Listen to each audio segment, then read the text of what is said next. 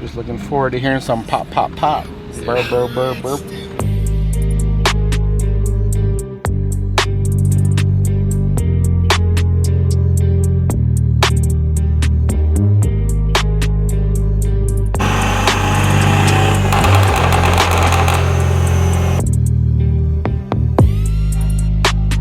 All right, what up guys? Welcome back to another video. Today we got a cool project going on. We are going to be working on this Mercedes SL63, and AJ already has the motor completely out of it. So let's go over here, ask him what he's doing to this, and see where he's at. Another day in paradise here at Habibi. Yeah, let's go. You got a lot of work done on this thing, I see. We did. We've got the engine out. We're gonna be removing the downpipes next to get access to the turbos. We're gonna go ahead and do some upgraded, I think pure 900 turbos on this build. That's gonna give it quite a bit more power, a whole lot more airflow, so we can throw more fuel in there, make a lot more horsepower to the tires. So just had downpipes on it? We did downpipes about 2 years ago, and the customer I guess got bored with it, so he wants to go fast. Guys, a little sneak peek at the magic in the works. Damn, look at this.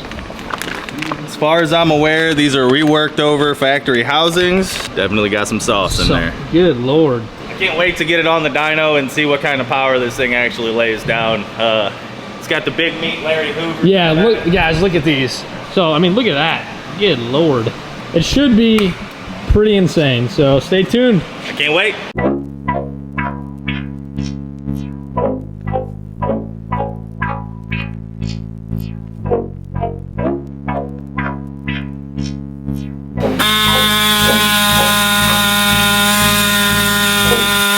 Having some issues? It's just tight. Super tight. Everything's tight in here. What do you mean by that? They got to get all this stuff out of here. I mean, yeah, look how tight this is. That's why this is an engine out job. Sadly, I put those bolts on like 3 years ago. The iron, they get hot, they seize up. Pretty common. Everything gets packaged up so tight on these that just makes it difficult. We'll get done. It'll get done, we'll get it. All right, well, we've encountered an issue, and that issue is what? Essentially what we're going to do is we're going to have to try to cut almost all the way through the bolt nut as we can, and then I believe I'm going to use an air hammer and just try to pop off the other side of it, just so we can get this downpipe out of the way. We really don't need these studs. Main reason why, because we're replacing the turbos and they come with new studs. So in reality we really don't need these, and it's just kind of being a hindrance, so we're just gonna Chop them suckers off. And just like that, blade cooked. Bends the tip of it, and then I can't use it because it's not long enough. What did he say? Got those hardened bolts on those turbo outlets. Comment below, how many blades is he gonna go through before he gets his bolt off? I only bought 6.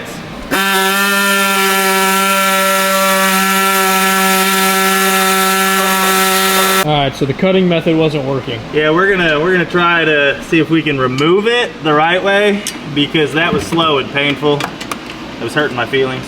So AJ's doing anything possible to fit this impact in there. Trying to. All right, guys, we're back. Haven't made it very far, unfortunately. We've ran into a couple of snags. One of them being that bolt that we have been struggling with for a long time. We are unfortunately still struggling with it. It's just in a really bad spot. It's really tight. Broken a few tools. Broken a whole bunch of saw blades. It's in a really nasty spot. We are gonna get it though, and I will have that update for you guys first thing in the morning. We're gonna get some water pump and some thermostat stuff. So a little bit of maintenance while we have it apart. We're gonna go ahead and take care of some of that kind of off camera. Yep, I gotta head out for the day, so he's gonna take care of the more boring stuff while I'm gone tonight. But tomorrow, hopefully we get those turbos going, get thrown on there, and then we start the reassembly process. So. Yep, that's the idea, and we are gonna make it happen. Absolutely. That's what we're gonna do. It is the next day, and let's go see what AJ completed while we were gone.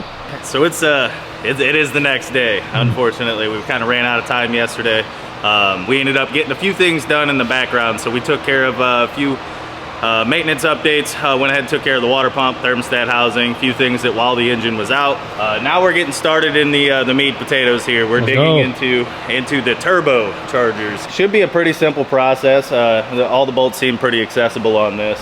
So did you end up cutting that bolt off yesterday then? Oh, so that's a good story. So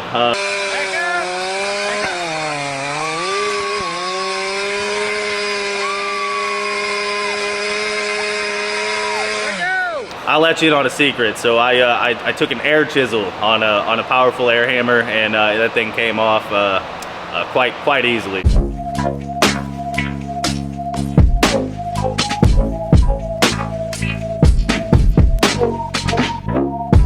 Turbo's almost there, folks. Oh. And she snagged on something. Yeah, we still got the oil drain line connected. It's kind of hard to access the bolts. I really should have probably pulled those out before I dropped the engine down. It's definitely a fun project. It'll be fun when it's done. Oh, it's gonna be great. I can't wait. So what's happening? I am an intelligent individual. I am the one, and I allegedly forgot to drain the oil out of the engine, so. When I removed the turbo oil drain, it's now draining on the table it's sitting on. You know, guys, it'll be all right. See, this is how exciting it is. Everybody's over here for these new things. Yeah, let's go. Dun, dun, dun. It's a boy. You like it? All right, so what are you seeing off the bat here? Bigger wheel, bigger intake, cleaner for sure. That's gonna go.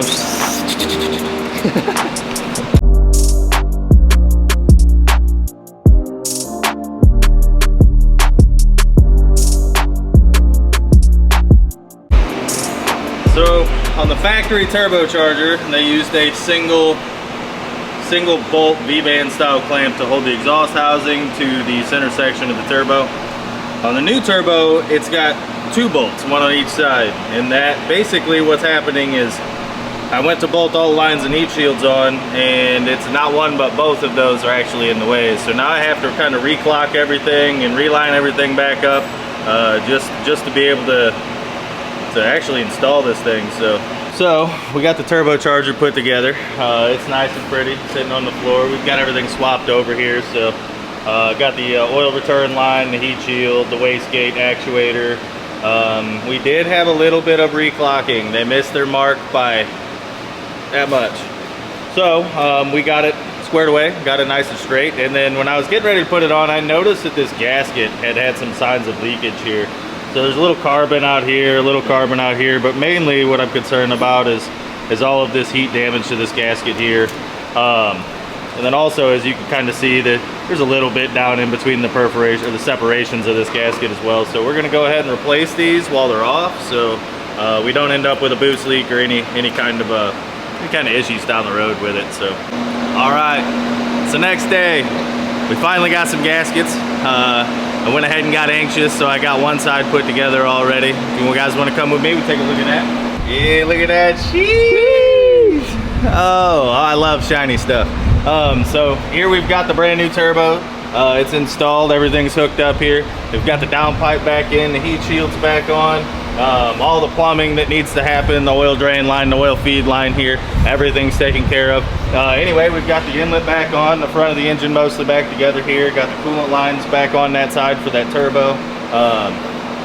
The new water pump and thermostat are in. We went ahead and took care of that. I think I mentioned that before, but took care of that as part of some preventative maintenance for the customer, so he can have this thing back worry-free for a long period of time. So. Shiny. Brand new. Look at that spoolie boy in there. Can't wait to see what this thing sounds like. You think it'll be much different? Yeah, I think there's going to be an extra level of complexity in the rowdiness. Oh, nice. Especially in the rowdiness department. So on a scale of 1 to 10, how rowdy? We're going to at least 9. Damn, brother. Now we've got the turbocharger bolted down. We've got all the flange bolts torqued to spec. There are 2 different sizes. There are 11 millimeter and 12 millimeter bolts on here. So if you run into this, don't get frustrated. Just grab a bigger socket. Now we've got the oil line going back in now. This does have some smaller like E-Torx bolts, some E8 I believe these are. So essentially you don't want to over tighten these because that will cause these castings to crack like in the valve cover and on the turbo CHRA itself. One thing that I do recommend, now we are not sponsored nor do we have any kind of a partnership, but I am going to tell you right now, the Magic Lube. We're flying to Philadelphia! Oh hell no! is where it's at. I put this stuff on every O-ring and I've never had one pinch or bind. And then even taking them apart later on down the road, they come right apart. You don't have any issues with anything seizing. It's a PTFE lubricant and it works great for like sway bar bushings, O-rings, things of that sort. So yeah, the magic lube. All right, guys, he's got those all hooked up. Well, you got them hooked up? Oh yeah, turbos are on. All the lines are hooked up. We've got oil lines, we've got coolant lines. We're gonna throw on a couple of heat shields. This one protects the motor mount from the turbo heat. This is the last time you're gonna see this spoolie thing, hopefully ever. Yeah, for a long time that is. We're about to bury it under some intake pipes, and then it's gonna be really buried in the car, but that's the last time we're all gonna get to see it, so wave bye. Goodbye, turbo.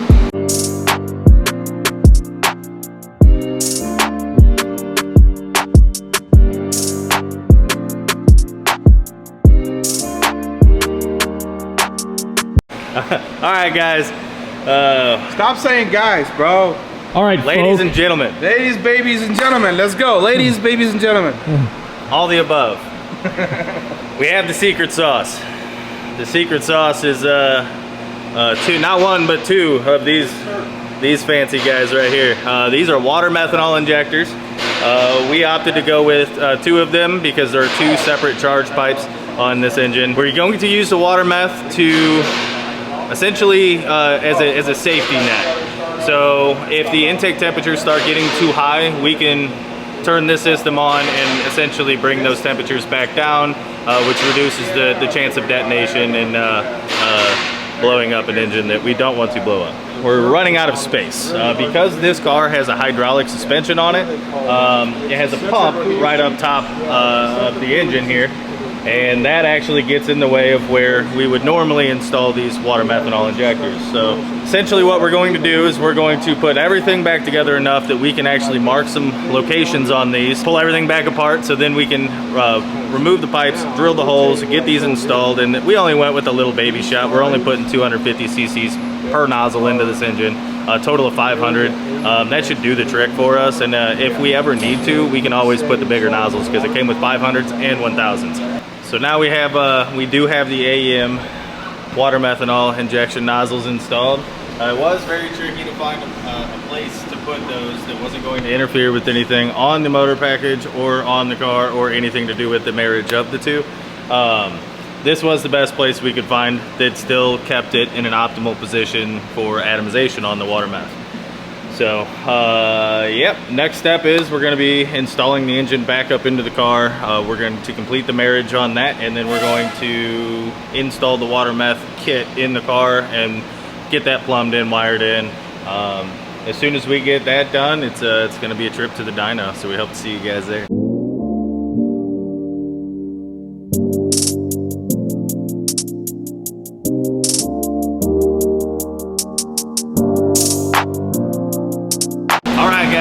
Been a few days, but we're back in business. So we've got the engine back in the car. We've got the water meth injection kit fully installed and tested. But yeah, we've actually got it strapped down now, and it's running good. Everything's going through we're going through the preliminary checks and making sure that everything looks good, and rolling it in, and then we're gonna go ahead and make a pass and see what it does. All right, ladies and gentlemen, as you guys just heard AJ, the guy that did a lot of this work, on this project this go around. Now it's tuning time. Let's get it. So I just flashed the transmission. That's going to upgrade the transmission. It's going to upgrade it's going to bump up the clutch pressure. It's going to change the transmission shifting time. It's going to change the shifting points as well as to when it will shift. I just flashed the engine as well. It has all the compensations for the upgraded turbos, the fueling, everything we need. I can't wait to see what power it's gonna make. And actually, let's get right to it. Let's just get this car rolling and then see what it makes on the first dyno pull.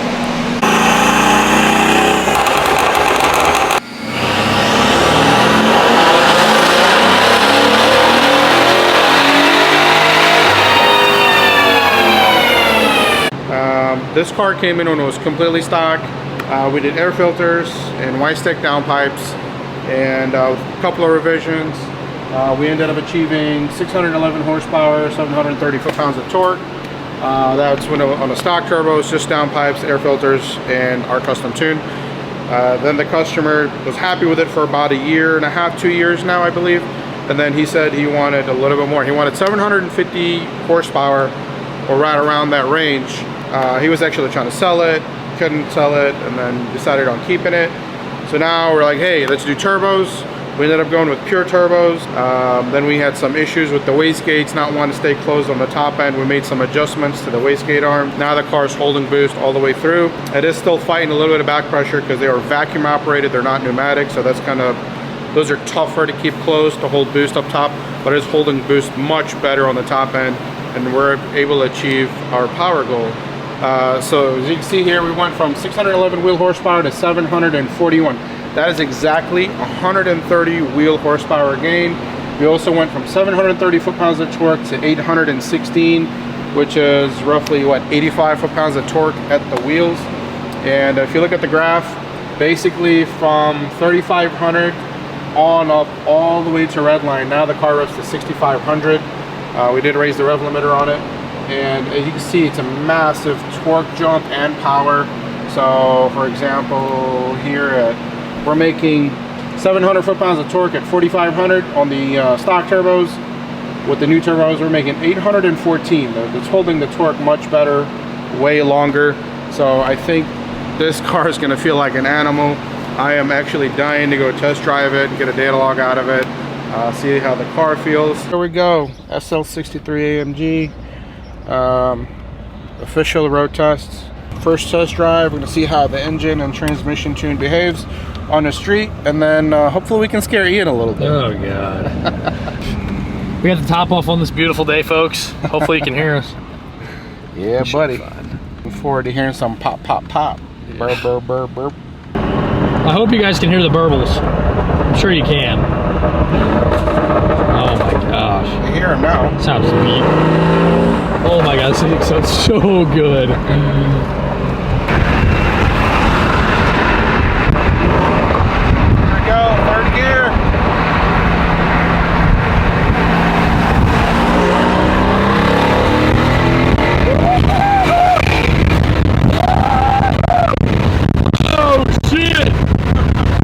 This is fun.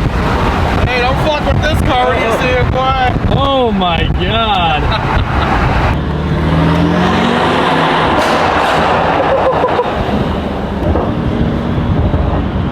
All right, let's see. Second gear hit. Here we go.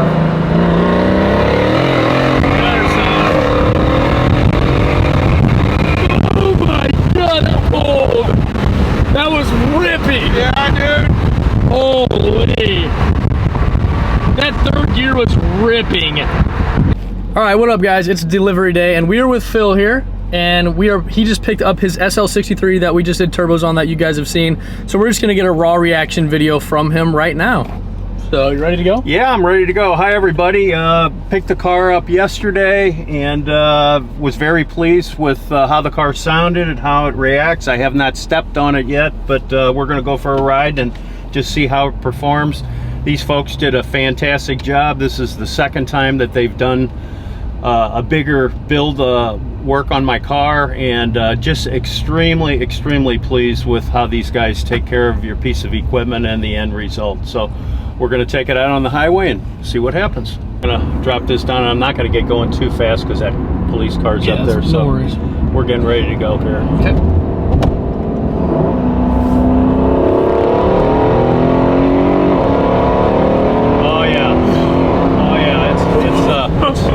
It's a whole lot quicker than it was. Really? A whole lot quicker. That's awesome. I would say it feels pretty quick. It gets up there and goes. I'm very happy with that, and it's relatively smooth. Yeah. It doesn't jerk. I know that they tuned the transmission, and the transmission really feels like a velvet glove. I'm very impressed. That's with awesome. That. Yeah. Really good power. I wasn't looking at the speedometer at that point. I was watching where we were where we were going, and we just passed a police car there, so hopefully we're still in good shape. I was gonna say, hopefully you didn't see us coming. I think we're okay, yeah, but we slowed down in time, but very impressed. The car is still super quiet. We can have a normal conversation in here as fast as we were going, but if we get a little clearance room here, I'm going to step on it again. You notice I turned the air conditioner up. That saves a few horsepower. Oh yeah, there you go. The old trick in the book. Just a few little tricks. All right, so let's try this again. See where our speedometer is. Okay, so we're accelerating. Oh yeah. So we're 128. Goodness gracious. Yeah. And it's just very, very smooth. Very smooth. You can feel it in the seat of your pants. Oh yeah. It's a whole lot faster than it was. Oh yeah. Whole lot. Now let's give that a shot. All right. Oh my goodness. Ooh. Ooh, those sound good. All right, guys, that's gonna wrap up this SL63 build.